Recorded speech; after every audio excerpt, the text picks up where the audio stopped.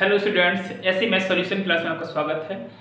देखिए हम chapter number 4 जो है हमारा डिटर्मिनेंट्स, उसकी एक्सरसाइज 4.6 पे बात कर रहे हैं। इससे पहले जो मेरे 4.1, 4.2, 4.3, 4.4, 4.5 कंप्लीट सॉल्व करके हम यूट्यूब पे अपने यूट्यूब चैनल पे अपलोड कर चुके हैं। यदि आपने नहीं देखे हैं इसके और पार्ट तो उनको जाके देखिए, ठीक है ना। अब देखिए जो 4.6 चल रही है इसके हम दो पार्ट ऑलरेडी बना चुके हैं। पार्ट फर्स्ट मैंने क्वेश्चन नंबर फर्स्ट से लेके 6 तक बनाया था और पार्ट सेकंड जो था मैंने क्वेश्चन नंबर 7 से लेके 11 तक बनाया है।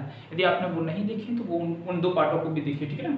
और अब हम बात कर रहे हैं ये पार्ट थर्ड है। इसमें क्वेश्चन नंबर 12 से लेके क्वेश्चन नंबर 16 है तो वहां तक कंप्लीटली इसको सॉल्व करेंगे, ठीक है ना। चलिए इस पे बात करते हैं। ये देखो जो हमने क्वेश्चन नंबर 7 से लेके जो पार्ट सेकंड मेरा है कंप्लीट, जो पार्ट सेकंड है क्वेश्चन नंबर 7 से लेके जो 11 तक किए, उसमें जो मेथड मैंने फॉलो किया वही मेथड हम इस पे फॉलो करने वाले हैं, ठीक है ना।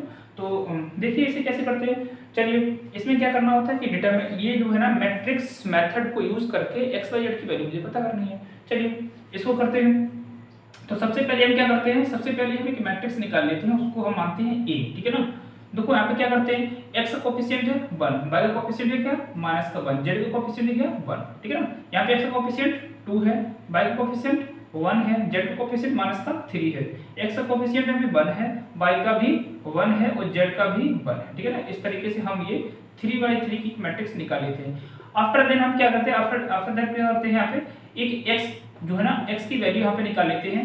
ये क्या होगी x y z। बेटे ये कहाँ से आती है, देखो ये मेरे पास कितना है x y z तीन वेरिएबल है तो उनको हम इस तरीके से इस फॉर्मेट में लिख देते हैं। फिर उसके बाद हम b की वैल्यू निकालते हैं। b की वैल्यू क्या है, ये जो हमारे कांस्टेंट आपको दिख रहे हैं इनको हम लिख लेंगे 402, ठीक है ना, 402। इस तरीके से हमारी ये एक कॉलम मैट्रिक्स निकल के आती है। ये 3/3 की मैट्रिक्स है। अब देखिए मुझे निकालना है क्या, मैट्रिक्स मेथड से सॉल्व करके x y z की वैल्यू निकालनी है। तो वो फॉर्मूला क्या होता है, ax a inverse into b, ठीक है ना बेटे। ये फॉर्मूला हमें यूज करना होता है। इस फॉर्मूले में ये भाई साहब जो बैठे हैं कुंडली मार के, तो ये a इनवर्स है, इन्हें बोलते हैं a इनवर्स, मतलब कि व्युत्क्रम अवयव। इसे निकालने के लिए बेटे हमें क्या करना पड़ता है, पहले चेक करना पड़ता है कि डिटर्मिनेंट्स ऑफ ए जो है, ये मुझे मैट्रिक्स दे रखी है, इसका हम क्या करेंगे डिटर्मिनेंट्स निकालेंगे। ये यदि 0 के बराबर नहीं है तभी हम इनवर्स निकाल सकते हैं। तो बेटे क्या करना है, मुझे इक्वेशन को सॉल्व करने के लिए इनवर्स तो चाहिए ही चाहिए। तो हम पहले इसको क्या करेंगे, चेक कर लेंगे भाई इसका जो डिटर्मिनेंट्स है वो 0 के बराबर है या नहीं है। चलिए इसको डिटर्मिनेंट्स इसका निकालते हैं। डिटर्मिनेंट्स इसका निकालेंगे। देखो यहाँ पे 1 है, ब्रैकेट 1 into 1, यहाँ पे माइनस ये प्लस का 3 हो जाएगा, ठीक है ना। ये माइनस देखो ऑलरेडी हम माइनस है, माइनस का 1 ब्रैकेट 2 into 1 करेंगे 2, 1 into माइनस का 3 करेंगे प्लस का 3 बन जाएगा, ठीक है ना। और यहाँ पे देखो ये आ गया 1 प्लस का 1 है ब्रैकेट 2 into 1 तो 2 हो जाएगा, 1 into 1 तो प्लस का सॉरी यहाँ पे माइनस का 1 हो जाएगा, ठीक है ना, माइनस का 1, ठीक है ना। ये हो गया determinants of a equals to 1 + 3, ये हो जाएगा मेरे पास 4, ठीक है ना, प्लस 2 + 3 5 हो जाएगा, 5 into 1 करेंगे तो ये 5, ये तो 1 देखो 2 में से 1 करेंगे 1 बचेगा, 1 into 1 करेंगे तो ये 1, ठीक है ना। तो डिटर्मिनेंट्स ऑफ a की वैल्यू आ गई मेरे पास 10। बेटे डिटर्मिनेंट्स ऑफ a की वैल्यू, इसका मतलब क्या है, इसका मतलब यहाँ पे दिख रहा है मुझे कि determinants of a is not equals to 0, that is, इसका मतलब क्या है, that is determinants of a is a non singular matrix, ठीक है ना, नॉन सिंगुलर मैट्रिक्स है। इसका मतलब क्या हुआ, hence a inverse is exist. बेटे तो क्या है इसका मतलब, यदि ये भाई साहब नॉट इक्वल टू 0 है, ये क्या है डिटर्मिनेंट्स ऑफ a, ठीक है ना। यदि ये 0 के बराबर नहीं है तो ये कैसे होगी कि नॉन सिंगुलर मैट्रिक्स होगी। नॉन सिंगुलर मैट्रिक्स है, इसका मतलब कि ये जो हमारा व्युत्क्रम अवयव है जो a इनवर्स, ये इसका अस्तित्व है, मतलब कि एग्जिस्ट करता है, मतलब इसकी हम निकाल सकते हैं, ठीक है ना। तो इसको चलो निकालते हैं। अब भाई इसमें थोड़ा सा और बवाल आ जाता है। वो बवाल क्या है, a इनवर्स निकालने के लिए मुझे सहखंड चाहिए, जिनको कोफैक्टर इंग्लिश में बोलते हैं। तो कोफैक्टर पहले निकालेंगे, क्या निकालेंगे, सहखंड या फिर कोफैक्टर, इनको हिंदी में बोलते हैं सहखंड, ठीक है ना। इनको भाई देखते हैं, ये निकालते हैं, ये a1 निकालेंगे तो प्लस, हाँ ये 1 तो ये हो जाएंगे हमारे पास 1 प्लस का 3, ये मेरे पास निकल के आ गए 4, a1 2 यहाँ पे देखो माइनस का साइन लगाएंगे, ये पता है ना 1 + 2 ऐड करेंगे तो ये यदि इनको जो ऐड करने के बाद यदि सम संख्या आती है तो यहाँ पे प्लस का साइन आएगा। देखो 1 + 1 ऐड किया, सम आया, यहाँ पे प्लस आ गया। 1 + 2 करेंगे 3 आएगा, तो 3 करने पर 3 विषम संख्या होती है, और नंबर होता है माइनस साइन आएगा। बस इतना करना और कुछ नहीं करना, ठीक है ना। तो यहाँ पे आ जाएंगे तो 2 × 1 करेंगे तो ये 2 हो गया, 1 × -3 करेंगे तो माइनस, ये प्लस का 3 हो गया यहाँ पे, ठीक है ना। तो ये हमारे पास आ गया माइनस का 5। उसके बाद A13 को निकालेंगे। A13 हमारे पास देखो 1 + 3 करेंगे 4 आएगा, ये प्लस का साइन यहाँ पे आएगा। तो ये 2 × 1 -1, तो ये मेरे पास निकल के आएगा 1। इसी तरीके से हम A21 निकालेंगे तो ये देखो 1 + 2 करेंगे तो 3 होगा, ये माइनस का साइन यहाँ पे आएगा। अब आ जाएंगे यहाँ पे, तो ये दो पूरा छोड़ देंगे, मतलब कि फर्स्ट कॉलम सेकंड रो छोड़ देंगे। तो 1 × -1 तो -1, 1 × 1 करेंगे तो ये -1, ठीक है ना। माइनस का 1 माइनस का 2, ये प्लस का 2 यहाँ पे वैल्यू आ जाएगी। इस तरीके से A22 निकालेंगे, A22 प्लस का यहाँ पे साइन आएगा, यहाँ पे आ जाएंगे तो ये देखो 1 × 1 करेंगे तो 1 आएगा, फिर 1 × 1 करेंगे माइनस का 1 आ जाएगा। फिर से एक बात देख लो, यहाँ पे आए हैं तो सेकंड कॉलम सेकंड रो पूरा छूट जाएगा। तो 1 × 1 करेंगे तो 1 आ जाएगा, 1 × फिर से 1 करेंगे माइनस का 1, तो ये भाई साहब निकल के आ गए 0, ठीक है ना। इसी तरीके से A23 निकालेंगे, A23 तो 2 + 3 5 आएगा, तो यहाँ पे माइनस का साइन पहले से लगा दो। 2 3 यहाँ पे आ जाएंगे तो सेकंड रो थर्ड कॉलम छोड़ देंगे, तो 1 × 1 करेंगे तो ये 1 आएगा यहाँ पे माइनस का साइन। तो 1 × -1 तो माइनस का 1 है, तो माइनस प्लस का 1 आएगा, यहाँ पे इसकी वैल्यू आ गई माइनस का 2। इसी तरीके से हम A31 निकालेंगे, प्लस का साइन आएगा यहाँ पे। A31 third row first column छोड़ देंगे, 3 × -3 प्लस -3 प्लस का 3, यहाँ पे माइनस का साइन, 1 × 1 माइनस का 1, इसका मतलब इसकी वैल्यू आ गई मेरे पास 2। A32 निकालेंगे, यहाँ पे पहले ही माइनस का साइन लगा दो। A32 निकालेंगे, 32 थर्ड रो और सेकंड कॉलम, तो 3 × माइनस का 3 × 1 तो माइनस का 1 माइनस का 2 × 1, यहाँ पे थे ना, इसको छोड़ेंगे, इसको छोड़ेंगे, हाँ 3, ये 2 × 1 माइनस का 2, तो ये आ जाएगा प्लस का 5। A33 तो ये प्लस का साइन लगाएंगे यहाँ पे, A3 इसको छोड़ देंगे, मतलब थर्ड कॉलम को थर्ड रो को छोड़ देंगे, तो 1 × 1 करेंगे तो 1 आ जाएगा माइनस का साइन, 2 × -1 माइनस का 2 होगा, माइनस का प्लस का 3 हो जाएगा, ये मेरे पास वैल्यू आ गई प्लस का 4, ठीक है ना बेटे। इस तरीके से प्लस की 4 आ गई। अब हम क्या करेंगे, हमने आपको बताया था कि हम लेट, यहाँ तक मेरा कंप्लीट हो गया, लेट A = हम क्या मान लेते हैं, A11 A12 A13 A21 A22 A23 A31 A32 A33, ठीक है ना। ये 3/3 की मैट्रिक्स मैंने निकाल ली। अब बेटे मुझे क्या करना है, इसमें जो भी हमने डिटरमिनेंट्स निकालने हैं, यहाँ पे समझ लेना, जो भी हमने डिटरमिनेंट्स निकालने हैं, जो सॉरी कोफैक्टर्स निकालने हैं, सारे के सारे रख देते हैं। तो A बराबर, ठीक है, यहाँ पे रख देंगे A11 की वैल्यू क्या है मेरे पास, 4 माइनस का 5 1, 4 माइनस का 5 1, 2 0 माइनस का 2, 2 0 माइनस का 2, यहाँ पे क्या 2 5 4, 2 5 4, इस तरीके से हमने निकाली। बेटे इसी का निकाल लो adjoint of A। Adjoint of A के लिए मैंने क्या किया, क्या बताया था आपको, रो का कॉलम और कॉलम का रो बना दो, कुछ ज्यादा नहीं करना, ठीक है। रो है ये 4 माइनस का 5, ये 1, ये इस वाले को 2 0 माइनस का 2, ये 2 5 और ये 4, इस तरीके से हम इसको बना देंगे, ये 3/3 की निकल के आएगी। बेटे हो गया ना। अब हम क्या करेंगे, इसका इनवर्स ऑफ A निकालेंगे, ठीक है ना। तो इनवर्स ऑफ A के निकालेंगे, वी नो दैट का मतलब हम जानते हैं कि A यहीं पे लिख रहे A इनवर्स इक्वल्स टू बेटे क्या होता है मेरा 1 डिटरमिनेंट्स ऑफ A और एडजॉइंट ऑफ A, ये फॉर्मूला होता है मेरे पास, ठीक है ना, ये फॉर्मूला है, इसमें हम वैल्यू रखेंगे। तो A इनवर्स इक्वल्स टू 1 कितना निकला था 11, कितना निकला था 10 और डिटरमिनेंट यहाँ पे लिखेंगे, मैट्रिक्स क्या है मेरी 4 2 2 माइनस का 5 0 5 1 माइनस का 2 और ये 4, इस तरीके से इसको हम लिख देंगे। आफ्टर दैट हम क्या करेंगे, इसके बाद इसके बाद मुझे निकालना है सॉल्यूशन, इक्वेशन का सॉल्यूशन निकालेंगे, इस फॉर्मूले का यूज करेंगे। तो फिर से यहाँ पे लिखेंगे we know that x equals to, यहीं पे लिख दे रहा हूँ बेटे, जगह कम पड़ जाएगी, a इनवर्स v।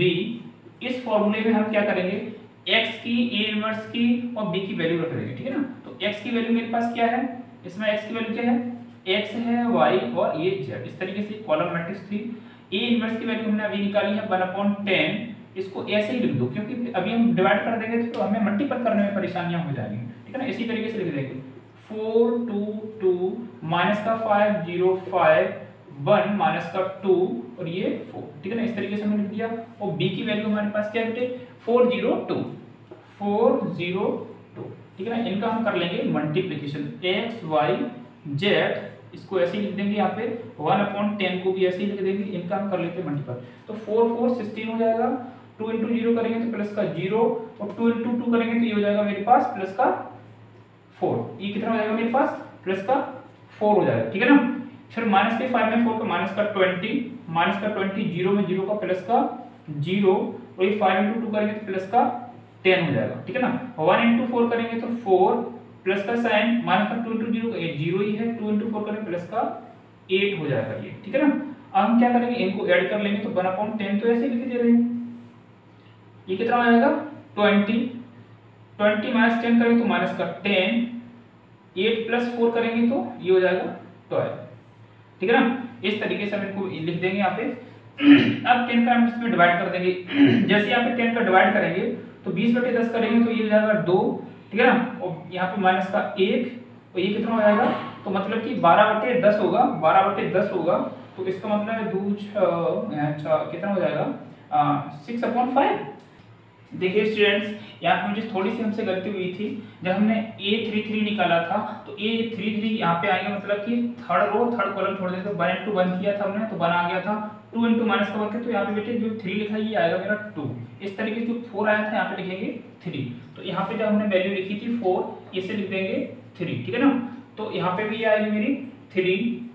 थोड़ा सा करेक्शन कर लेना बेटे, थोड़ा सा इसमें थोड़ा सा भी ध्यान भटकता है तो पूरा क्वेश्चन गड़बड़ हो जाता है, ठीक है ना। विशेष ध्यान रखना है, कैलकुलेशन पे विशेष ध्यान रखना है। यहाँ पे भी मेरा 3 ही आएगा, 3 यहाँ पे भी आएगा। और इसका जब हम मल्टीप्लिकेशन कर रहे हैं तो कंडीशंस क्या होगी, यहाँ पे जैसे हमने 1 into 4 किया तो 4 आ गया, 2 into 0 किया तो 0 आ गया, 3 into 2 करेंगे तो यहाँ पे आएगा मेरा 6, कितना आएगा मेरा 6 आएगा बेटे। और यहाँ पे आएगा मेरा फिर 4 + 6 हो जाएगा यहाँ पे 10। और जैसे हम इस पर 10 से डिवाइड करेंगे तो ये मेरा आ जाएगा 1, ठीक है ना।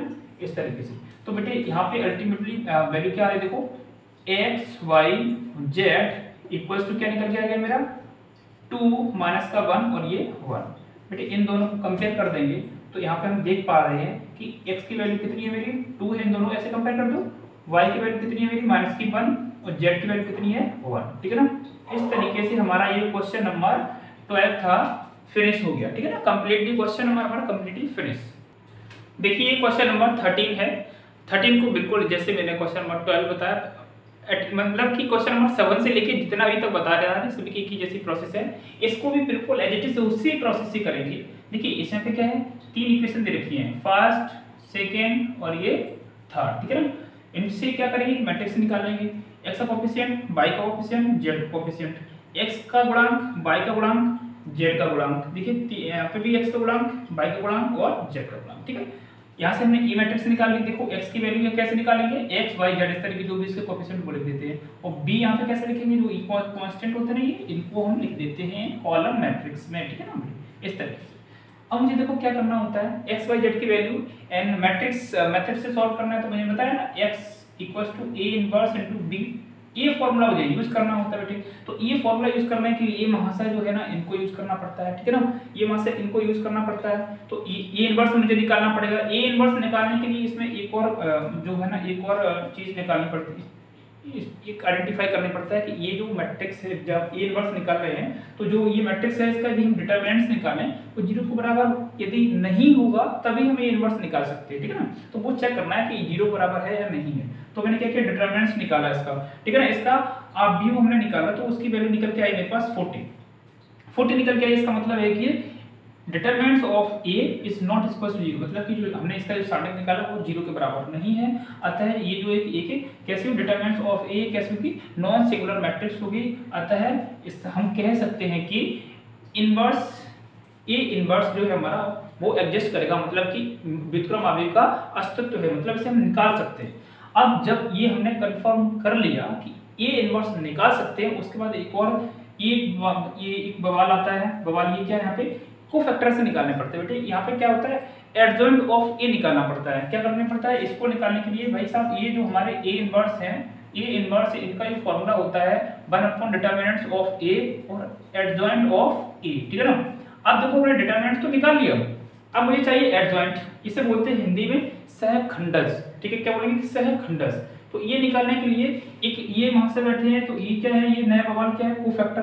कोफैक्टर इसे बोलते हैं हिंदी में सहखंड। ये देखो ध्यान रखना, ये सहखंड है, ये सहखंडज है, ठीक है ना, खंडज, ठीक है ना। तो ये सब कोफिशिएंट निकालो, सारे के सारे कोफिशिएंट हमने निकाल लिए। तो सारे के सारे कोफिशिएंट जब हम निकाल लेते हैं, उसके बाद क्या करते हैं, लेट एक मैट्रिक्स मान लेते हैं ऐसे A11 A12 A13 A21 A22 A23 A31 A32 A33, ठीक है बेटे। इसको में हम क्या करेंगे, जितने भी हमारे कोफैक्टर्स हैं, ये जो भी हैं, इनकी इसमें वैल्यू रख देंगे। तो हम क्या करेंगे, जैसे इसमें वैल्यू रखेंगे, ठीक है ना, तो हमें एक मैट्रिक्स निकल मिल जाएगी, ठीक है ना। यहाँ से ऐसे करके A बराबर, यहाँ पे A बराबर 5 5 5 5 5 5, B देखो यहाँ पे 3 13 11, 3 माइनस का 13 और ये 11, ठीक है ना, 3 13 11, ठीक है ना, क्लियर है। उसके बाद यहाँ पे 9 1 माइनस का 7, 9 1 माइनस का 7, इस तरीके से ये हमारा आ गया, ठीक है ना। इस तरीके से हमारी ये मैट्रिक्स आ गई। अब मुझे क्या निकालना है, इसका एडजॉइंट ऑफ ए निकालना है बेटे। तो मैंने क्या किया, रो का कॉलम कर दो, रो कॉलम का रो कर दो, ठीक है ना, ये मैंने कर दिया। 3 माइनस का 13 और ये 11, 9 1 और ये माइनस का 7, इस तरीके से ये मेरी निकल के आ गई। अब मुझे क्या निकालना है, ए इनवर्स का फॉर्मूला क्या होता है मेरे, 1 determinants of A into adjoint of A होता है, ठीक है ना, एडजॉइंट ऑफ ए होता है। इसमें वैल्यू रख दो, इसमें जैसे वैल्यू रखेंगे, इसकी वैल्यू कितनी है, 40 है, और इसमें ये देखो जैसा है वैसे ही, तो 5 5 5 3 माइनस का 13 और ये 11 9 1 और ये माइनस का 7, ठीक है ना बेटे। यहां तक हम आ गए, यहां तक आ गए। अब मुझे क्या करना है, we know that x equals to क्या होता है, a इनवर्स इनटू b होता है, ठीक है ना। तो इसमें देखिए x की वैल्यू क्या रखेंगे, यहाँ पे सभी की वैल्यू मुझे पता है। देखो x की वैल्यू क्या है मेरे पास, x y और ये यहाँ पे z, ठीक है ना। a इनवर्स की वैल्यू क्या है, 1/40, 5 5 5 3 माइनस का 13 और ये 11 9 1 माइनस का 7, और b की वैल्यू मेरे पास क्या है, 5 माइनस का 4 और ये 3, ठीक है ना। इनका देखो, इन दोनों का मल्टीप्लिकेशन कर लो, तो 1/40 वैसे ही हम लिख देंगे। जैसे मल्टीपल करेंगे तो 5 इंटू 5 करेंगे 25 प्लस का साइन, 3 इंटू 4 करेंगे तो माइनस का 12 हो जाएगा, माइनस का 12, और 9 इंटू 3 करेंगे तो प्लस का 27, ठीक है ना। ये देखो 5 इंटू 5 करें 25, 13 माइनस का 4 करेंगे, और ये कितना 52 हो जाएगा, प्लस का 52, 1 इंटू 3 करेंगे तो यहाँ पे प्लस का 3 आ जाएगा, ठीक है ना। क्लियर है ना बेटे, ओके ओके ओके। 5 इंटू 5 करेंगे फिर से 25 हो जाएगा, 11 इंटू 4 करेंगे तो माइनस का 44 हो जाएगा, 7 इंटू 3 करेंगे तो माइनस का 21 हो जाएगा, ठीक है ना। तो यहाँ पे देखिए, यहाँ पे 1/40, यहाँ पे ऐसे लिखे 1/40, इनको क्या करते हैं, प्लस प्लस, देखो कितना हो जाएगा, 25 दूनी 50, 2 52, 52 से 12 घटा देंगे, कितना आ जाएगा मेरा 40, ठीक है ना। अब देखो इनको ऐड करते हैं, 3 2 5 और 5 10, 3 2 5 5 10 की 0 हाथ से लगी 1 1 और 5 6 और 6 2 8, ये 80 हो जाएगा। इसी तरीके से हम देखो ये कितना करेंगे, 4 और 1 5 5 हो जाएगा, और 2 6, मतलब कि ये 65 में से 25 घटा देंगे तो कितना होगा, 40 आ जाएगा। किसका आएगा, माइनस का, ठीक है ना।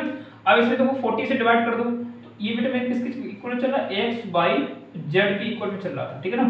तो यहाँ पे x y और z इक्वल्स टू, जैसे हम 40 से डिवाइड करेंगे तो ये बेटा यहाँ पे क्या है, ये 1 आएगा, ये 2 आएगा, ये माइनस का 1 आ जाएगा। इनको जैसे ही हम कंपेयर करेंगे बेटा तो क्या हो जाएगा मेरा, x की वैल्यू 1, y की वैल्यू 1 और z की वैल्यू 1 आ जाएगी माइनस की, ठीक है ना। इस तरीके से हमारा आंसर आ गया, x y z की वैल्यू आ गई, ठीक है ना। क्वेश्चन नंबर 13 समझ में आया ना, ठीक है। सॉरी थोड़ी सी गलती हुई थी, यहाँ पे y का कंपैरिजन करेंगे तो यहाँ पे 1 नहीं आएगा 2 आएगा, क्लियर है ना, y की वैल्यू 2 आएगी, ठीक है। इतना थोड़ा सा करेक्शन था। देखिए स्टूडेंट्स ये क्वेश्चन नंबर 14 है। क्वेश्चन नंबर 14 की बात करते हैं तो देखिए जैसे क्वेश्चन नंबर 13 क्या एज इट इज वही प्रोसेस इसमें भी है। इसमें भी क्या कर रहे हैं, a की वैल्यू निकालेंगे, x का कोएफिशिएंट यहाँ पे y का कोएफिशिएंट z का कोएफिशिएंट, इस तरीके से इसको एक मैट्रिक्स सब बना लेंगे, ठीक है ना। x की वैल्यू कैसे, x जो जितने भी वेरिएबल्स हैं यहाँ पे चर राशि जो है, चर वेरिएबल्स चर है यहाँ पे x y z 3 है, तो एक x की वैल्यू निकालेंगे। b है, b जो ये कांस्टेंट हमारे हैं इनको हम रख देंगे यहाँ पे इस तरीके से, ठीक है ना। अब मुझे क्या करना है मुझे डिटरमिनेंट मैट्रिक्स मेथड से हमें x y z की वैल्यू निकालनी है, तो x = a inverse into b होता है। a इनवर्स कब निकल सकता है, जब डिटरमिनेंट ऑफ a ≠ 0 आया तो उसे चेक करेंगे। डिटरमिनेंट हमने निकाला, इसकी वैल्यू आई 4, ठीक है ना। डिटरमिनेंट a की वैल्यू कितनी आई, 4 आई। डिटरमिनेंट ऑफ a की वैल्यू 4 आई, मतलब डिटरमिनेंट ऑफ a ≠ 0। इसका मतलब क्या है कि डिटरमिनेंट ऑफ a जो है हमारा वो एक नॉन सिंगुलर मैट्रिक्स है, अतः हम कह सकते हैं कि determinant inverse of a is exist, मतलब कि व्युत्क्रम आव्यूह का अस्तित्व है, मतलब कि हम इनवर्स ऑफ a निकाल सकते हैं, ठीक है ना। अब इतना कंफर्म हो गया कि हम इनवर्स ऑफ a निकाल सकते हैं, तो इसके बाद क्या आता है, इसमें भी एक फॉर्मूला होता है मेरा ये वाला, इसे देख रहे हो, ये वाला फॉर्मूला होता है इनवर्स ऑफ a बराबर होता है 1 determinant of a into adjoint of a। सहखंड से यहाँ पे ये बेटे सहखंड से निकालने के लिए हमें कोफैक्टर की जरूरत पड़ती है। सहखंड निकालने के लिए किसकी जरूरत पड़ती है, कोफैक्टर्स की जरूरत पड़ती है, सहखंड की जरूरत पड़ती है, ठीक है ना। तो हमने सारे के सारे सहखंड निकाल लिए, ये सारे के सारे सहखंड हमने निकाल दिए। उसके बाद हम क्या करते हैं, मान लेते हैं कि a बराबर a की मैट्रिक्स है, इसके अंदर देखो ये सभी के सभी सहखंड है, ठीक है ना। a1 a12 a13 सभी इस तरीके से इसलिए इनमें सभी जो भी हमने यहाँ पे सहखंड निकाले सभी की वैल्यू यहाँ पे रख देंगे, तो एक ए मैट्रिक्स मेरी फिर से निकल के आ जाएगी। इसी का क्या करना है, एडजॉइंट ऑफ ए निकालेंगे, एडजॉइंट ऑफ निकालेंगे, रो का कॉलम कॉलम का रो बना देंगे, इस तरीके से मेरी एडजॉइंट ऑफ ए निकल के आ जाती है। इसके बाद नेक्स्ट स्टेप क्या होता है, मुझे ये वाला फॉर्मूला अप्लाई करके इनवर्स ऑफ ए की वैल्यू निकालनी है। तो हम क्या करते हैं, देखो डिटरमिनेंट ऑफ की वैल्यू कितनी है, 4 है, तो 1/4 हो गया। और ये जो पूरी जो मैट्रिक्स थी एडजॉइंट ऑफ ए, मतलब उसका हम रो का कॉलम का सॉरी मैं क्या बोल रहा था कि एडजॉइंट ऑफ ए जो हमने निकाला ये वाला वो पूरा का पूरा यहाँ पे देखो 1/4 डिटरमिनेंट ऑफ ए की वैल्यू 4 रख दी और एडजॉइंट ऑफ ए की वैल्यू ये इसको यहाँ पर हम रख देंगे। तो इससे क्या हुआ, मुझे इनवर्स ऑफ ए मिल गया, ठीक है ना। इसके बाद नेक्स्ट स्टेप क्या आता है, मुझे मैट्रिक्स मेथड से मुझे एक्स वाई जेड की वैल्यू निकालनी है। ये फॉर्मूला है, इस फॉर्मूले में x a इनवर्स और b की वैल्यू हम रखेंगे इस तरीके से। ये जो हमने x y z x की वैल्यू रख दी, कैपिटल x की वैल्यू हमने रख दी यहाँ पे, ये कैपिटल x की वैल्यू हमारी हो गई। x y z यहाँ पे देखो इनवर्स a इनवर्स की वैल्यू हमने यहाँ तक रख दी और ये जो देखो यहाँ पे ये b है और ये b की वैल्यू रख दी।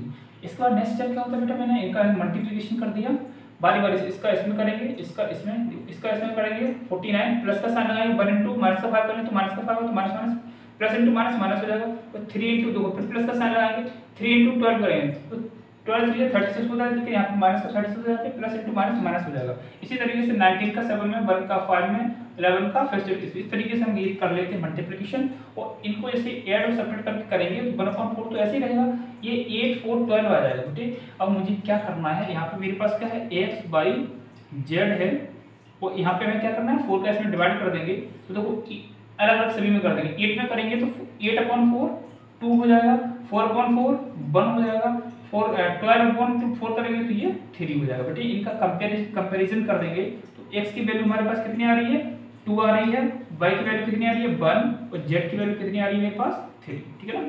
इस तरीके से हमारा ये क्वेश्चन नंबर 14 जो था कंप्लीट हो गया, x y z की वैल्यू मेरी निकल के आ गई, ठीक है। Question number 14 complete. देखिए क्वेश्चन नंबर 14 है, क्वेश्चन नंबर 14 में उसी देखिए इसमें थोड़ा सा बच्चों को भ्रमित करने के लिए क्या किया गया है, पहले ए मैट्रिक्स दे दी गई फिर उसी मैट्रिक्स की इक्वेशन दे दी गई, ठीक है ना। मतलब क्या किया गया, पहले जो ये इक्वेशन दे दी गई है इसी से निकलकर ये मैट्रिक्स आएगा, ठीक है ना। थोड़ा सा भ्रमित करने वाला काम किया गया, कुछ नहीं है, बस जैसे पहले था वैसा ही सिस्टम इसमें भी है। तो इसमें पहले मैट्रिक्स दे दी गई थी, इसी से देखो 2 * x करेंगे तो 2x माइनस का 3 * y करेंगे माइनस 3y 5 * y z करेंगे प्लस का 5z। तो मतलब कि इन्हीं से निकल के ये मैट्रिक्स आई है, ठीक है ना। तो उसी प्रोसेस में मुझे चलना है। तो देखो यहाँ पे x ये हो जाएगा और b जो कि हमारी कांस्टेंट थे ये मेरा b आ जाएगा। फिर मुझे क्या करना है, डिटरमिनेंट्स निकालना है इसका, ठीक है ना। डिटरमिनेंट्स निकालेंगे क्योंकि मुझे पता है ना एक्स वाई जेड की वैल्यू जब मुझे निकालनी है तो मुझे ये वाला फॉर्मूला यूज करना पड़ता है। इसमें क्या है, ए इनवर्स है, ए इनवर्स तभी निकाल सकते हैं जब हमारा determinants of A is not equal to 0। तो उसे चेक करना है, तो मेरा डिटरमिनेंट्स ऑफ ए कितना है, -1 आया। तो ये देखो यहाँ पे determinants of A is not equal to 0, that is मैं बोल सकता हूँ कि डिटरमिनेंट्स ऑफ ए कैसे एक नॉन सिंगुलर मैट्रिक्स, मतलब कि 0 के बराबर नहीं है, अतः ए इनवर्स इज एग्जिस्ट, मतलब कि इनवर्स ऑफ ए जो हमारा व्युत्क्रम अवयव है वो उसका अस्तित्व है, मतलब हम ए इनवर्स निकाल सकते हैं, ठीक है ना। अब देखिए बेटे क्या होता है, जब ए इनवर्स ये हमारा जब यहाँ तक एडिशन हो गई, अब मुझे ए इनवर्स निकालना ही निकालना है। ए इनवर्स निकालने के लिए बेटे क्या होता है, एडजॉइंट ऑफ ए इनवर्स का देखो फॉर्मूला ये 1 determinants of A into adjoint of A. Determinants of A तो हम निकाल चुके हैं, लेकिन जो मेरा एडजॉइंट ऑफ ए है, ये एडजॉइंट ऑफ ए है, इसको निकालने के लिए बेटे क्या करना पड़ता है, मुझे सहखंड निकालने पड़ते थे, कोफैक्टर्स निकालने पड़ते हैं। कोफैक्टर्स निकालने के लिए तो मैंने सारे कोफैक्टर्स यहाँ पे निकाल रखे हैं, ये कोफैक्टर्स हमने सारे यहाँ पे निकाल लिए। उसके बाद यहाँ पे देखो A33 तक हमने जो कंप्लीट कर लिया, उसका देखो हम क्या करते हैं, लेट, ठीक है। इससे क्या होता है बच्चे, इससे किसी भी स्टूडेंट से गलतियां नहीं हो सकती, इतना छोटा सा काम है, मतलब कि 5 सेकंड का काम है, ये लिख लो तो इससे आपको गलतियां नहीं होंगी, ठीक है। मैंने सारे कोफैक्टर्स यहाँ पे लिख लिए। अब इन सभी की वैल्यू यहाँ पे रख देंगे तो ये मैट्रिक्स वैल्यू निकल के आ जाएगी, ठीक है बेटे। जैसे यहाँ पे रखा, फिर मैंने क्या निकाला यहाँ पे adjoint of A. Adjoint of A क्या, रो का कॉलम, कॉलम का रो बना दिया, तो इस तरीके से मेरी ये एडजॉइंट ऑफ ए निकल के आ गई। बेटे मुझे क्या करना है इसके बाद, ये सारा जमीन किसके लिए कर रहे थे, इनवर्स ऑफ ए के लिए, सारा का सारा जमीन किसके लिए कर रहे थे, इनवर्स ऑफ ए के लिए हम कर रहे थे। तो हम क्या करेंगे, अब इनवर्स ऑफ ए निकालने के लिए फॉर्मूला मेरा ये है, तो डिटरमिनेंट्स 1 डिटरमिनेंट्स ऑफ ए की वैल्यू रखेंगे कितनी है, -1 है यहाँ पे, वो रख दी। फिर इस यहाँ पे एडजॉइंट ऑफ ए की वैल्यू कितनी है मेरे पास, ये देखो पूरी मैट्रिक्स यहाँ पे, ये पूरी को यहाँ पे रख देंगे। देखो बेटे यहाँ पे 1/- का 1 है, तो क्या माइनस का माइनस, ये क्या हो जाएगा, माइनस आ जाएगा, यहाँ पे बाहर माइनस आ जाएगा। तो क्या करेंगे, जो माइनस बाहर आया इसका कर देंगे अंदर मल्टीप्लिकेशन। जो फिर जो मेरे पास जो मैट्रिक्स है, इसके एवरी एलिमेंट में -1 से जब मल्टीप्लिकेशन होगा तो एवरी एलिमेंट जो प्लस का होगा वो माइनस का हो जाएगा, जो माइनस का वो प्लस का, सभी के सभी अवयवों का साइन चेंज हो जाएगा, चिन्ह चेंज हो जाएगा। देखो माइनस का था, प्लस का बन गया, प्लस का 2 था, ये माइनस का हो गया, ये माइनस का हो गया, ये देखो प्लस का यहाँ पे बन गया, ये माइनस का हो गया, ठीक है। इस तरीके से चिन्ह कन्वर्ट हो जाएंगे किससे, अपोजिट साइन में, ठीक है ना। अब बेटे क्या करना है, देखो ये इनवर्स भी मैंने किस लिए निकाला, इस वाले फॉर्मूले, मतलब कि एक्स वाई जेड की वैल्यू को फाइंड आउट करने के लिए। अब देखो ये मेरे पास ये ब्रह्मास्त्र है, ये फॉर्मूला है x equals to a inverse into b। तो बेटे क्या करेंगे, x की वैल्यू मुझे पता है, यहाँ से x की वैल्यू रखी हमने, इसके बाद a इनवर्स की वैल्यू देखो हमने यहाँ पे ये निकाली, तो a इनवर्स की वैल्यू रख दी। इसके बाद देखो इनटू b है, तो ये b की वैल्यू यहाँ पे है, तो b की वैल्यू रख दी। बेटे क्या करेंगे, इस पर इन दोनों का मल्टीप्लिकेशन करेंगे तो मेरी ये मैट्रिक्स निकल के आएगी। तो 0 का 11 में करेंगे, 1 का 5 में करेंगे, और यहाँ पे 2 का 3 में करेंगे। इस तरीके से ये मल्टीप्लिकेशन करेंगे। मल्टीप्लिकेशन करने के बाद देखो ये आया मेरा 6 में से माइनस का 5 करें तो प्लस का 1 बचा यहाँ पे। इस तरीके से यहाँ पे इन दोनों को ऐड करेंगे, यहाँ पे 67 आएगा, ये इन दोनों को ऐड करेंगे 67 आएगा माइनस का, और 16 प्लस का 2 बचेगा। इन दोनों को ऐड करेंगे 36 बचेगा, 36 आ जाएगा यहाँ पे, इन दोनों को ऐड करेंगे 36 माइनस का होगा, 39 प्लस का, यहाँ पे प्लस का 3 बचेगा। अब बेटे क्या करना है, बस इनको कंपेयर करना है। तो क्या कंपेयर करने के बाद यहाँ पे क्या है, X by Z equals to value क्या निकल के आई मेरी 1 2 3। इनको जैसे हम कंपेयर करेंगे तो बेटे x की वैल्यू 1 आ गई, y की वैल्यू 2 आ गई, यहाँ पे और z की वैल्यू कितनी आ जाएगी 3, ठीक है ना। इस तरीके से क्वेश्चन नंबर 15 का जो मुझे आंसर निकालना था, जो वैल्यू सॉल्व करके निकाली थी x बाई z की, तो x की वैल्यू 1, y की वैल्यू 2, z की वैल्यू 3 आ गई, ठीक है ना। देखिए क्वेश्चन नंबर 16 लास्ट क्वेश्चन है, क्वेश्चन नंबर 16 आई थिंक, हाँ क्वेश्चन नंबर 16 लास्ट है।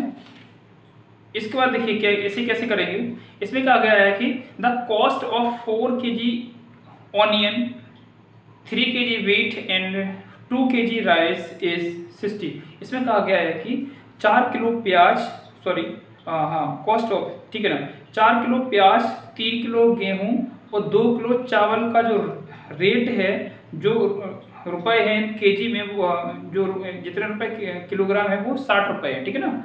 उसके बाद द कॉस्ट ऑफ, इसके बाद क्या है कि 2 किलोग्राम प्याज, 4 किलोग्राम गेहूं और 6 किलोग्राम चावल का मूल्य है वो 90 रुपए है। उसके बाद अगेन बोला गया है कि 6 किलोग्राम प्याज है ना, 2 किलोग्राम गेहूं और 3 किलोग्राम चावल के रेट जो है वो 70 रुपए है। तो कह रहा है find cost of each item पर केजी बाय मैट्रिक्स मेथड, ठीक है ना, बाय मैट्रिक्स मेथड। तो चलिए इसको सॉल्व करते हैं। तो चलिए हम इसे सॉल्व करते हैं। कैसे करते हैं? हाँ इसे करते हैं ऐसे, लेट द प्राइस ऑफ, किस तरीके से क्रम में है ये, ओनियन, व्हीट एंड राइस, ठीक है ना। Price of onion, wheat and rice are x, y, z respectively, ठीक है ना बेटे। इस तरीके से हम मान लेंगे। देखिए ओनियन जो ओनियन है हमारा, ओनियन, व्हीट एंड राइस, हमने यहाँ पे हिंदी में कैसे बता दें। देखिए माना कि प्याज, गेहूं तथा चावल का रेट XYZ रुपए है, और बेटे ये रुपए जो है ना इन्हें केजी में ले रहे हैं बेटे, किस में ले रहे हैं, केजी में लेंगे, ठीक है ना। XYZ रुपए पर केजी है, ठीक है ना। माना कि गेहूं, प्याज, चावल के जो रेट है वो XYZ पर केजी है, ठीक है ना। इतना हिंदी में, यही हमने इंग्लिश में लिखा है। तो इसके बाद देखो बेटे क्या करेंगे, एक एक करके चीज देखो, 3 इक्वेशंस मेरी बनेगी बेटा, समझना मेरी बात को। इसमें कहा गया 4, देखो 4 केजी ऑनियन दिया गया है, प्याज दिया गया है, तो 4 ऑनियन के लिए मैंने क्या माना है, x है, तो 4x से करेंगे, ठीक है ना। फिर कहा गया 3 केजी व्हीट है, 3 केजी क्या है, व्हीट है, मतलब कि इसमें क्या है, 3 केजी व्हीट का मतलब गेहूं है, तो यहाँ पे बाई, उसको देखो व्हीट को हमने क्या माना है, बाई माना है, तो क्या करेंगे प्लस का 3y। उसके बाद अब इसमें क्या कहा गया, 2 केजी राइस, तो 2 राइस को मैंने क्या माना है, बाई है, तो प्लस का 2z, ये मैंने चावल को दे दिया। इन दोनों का टोटल प्राइस कितना है, 60, ठीक है ना। इस तरीके से मुझे करना है, एक एक करके कर लेंगे। 4 किलोग्राम आपको, देखो 4 किलोग्राम आपको गेहूं क्या दिया गया था, प्याज दिया गया था, प्याज को हमने माना x, और उसके बाद 3 किलोग्राम आपको क्या दिया गया, गेहूं है, तो वो हमने उसे माना y, तो 3y हो जाएगा। उसके बाद 2 केजी में क्या पे है, चावल है, तो चावल को मैंने क्या माना z, तो 2z हो जाएगा, और टोटल प्राइस का 60 रुपए है, तो इसके रुपए कितना है, 60 का हुआ है, टोटल प्राइस कितना है, 60 है। उसके बाद अगेन क्या गया, 2 केजी, फिर 2 केजी ऑनियन है, फिर 4 केजी व्हीट है, 4y हो जाएगा, फिर 6 केजी 6z यहाँ पे राइस है, इसका टोटल प्राइस कितना है, 90 रुपए है। फिर अगेन थर्ड इक्वेशन मेरी बनती है इसमें, द कॉस्ट ऑफ 6 केजी, तो 6x, और ये ऑनियन है, फिर 2 केजी व्हीट है, तो 2y, और 3 केजी राइस है, तो प्लस का 3z हो जाएगा, ये इक्वल्स टू 70, ठीक है बेटे। इस तरीके से मेरी 3 इक्वेशन बन के आएगी। वही सिस्टम इसमें भी करना है। क्या करना है मुझे, पूरा का पूरा सॉल्व, जैसे कि हमने मैट्रिक्स बना के सॉल्व करते हैं वैसे ही मुझे सॉल्व करना है। देखिए इस तरीके से हमने इसका जो है इसके कोफैक्टर्स निकाल लिए हैं, जैसे कि टाइम नाउ, क्योंकि वही सारी प्रोसेस है जो समझाने वाली बात थी मैंने आपको समझा दी।